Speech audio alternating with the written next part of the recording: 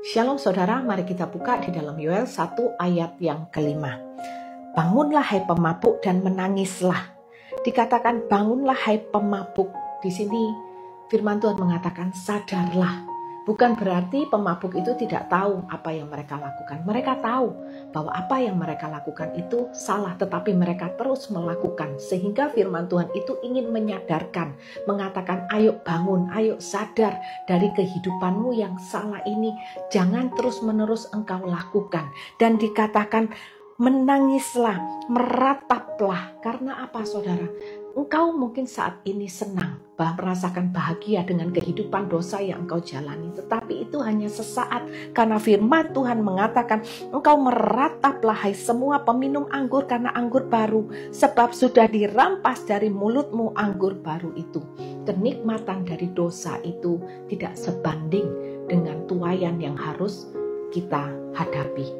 Mungkin saat ini kita senang, kita bahagia dengan dosa yang kita lakukan, tetapi itu hanya sesaat, sehingga firman Tuhan mengatakan engkau menangis merataplah. Karena apa?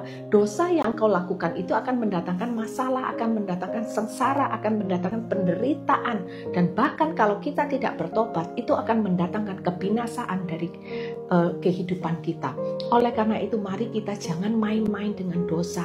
Untuk apa kita ikut Tuhan jikalau kita masih melakukan dosa?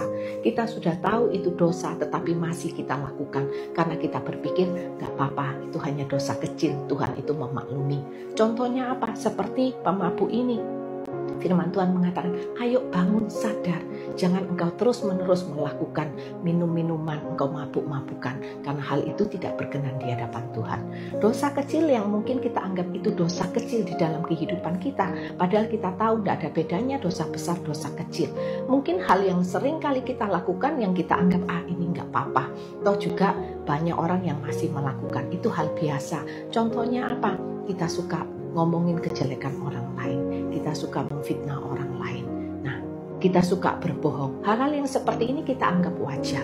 Mari kita belajar, tidak ada satu dosa pun yang bisa kita anggap wajar, karena Tuhan yang kita sembah adalah Tuhan yang kudus. Menjadi orang percaya adalah kita mau meneladani kehidupan Tuhan. Ketika kita berkata, Tuhan aku percaya kepadamu, aku beriman kepadamu, maka sejak saat itu pula kita harus punya komitmen, aku benci dosa, aku mau meninggalkan dosa. Sehingga tidak ada satu dosa pun yang kita bisa anggap ini tidak apa-apa, ini adalah wajar. Tidak ada satu dosa pun yang bisa kita anggap wajar bagi orang yang percaya, yang beriman kepada Tuhan. Tuhan Yesus memberkati.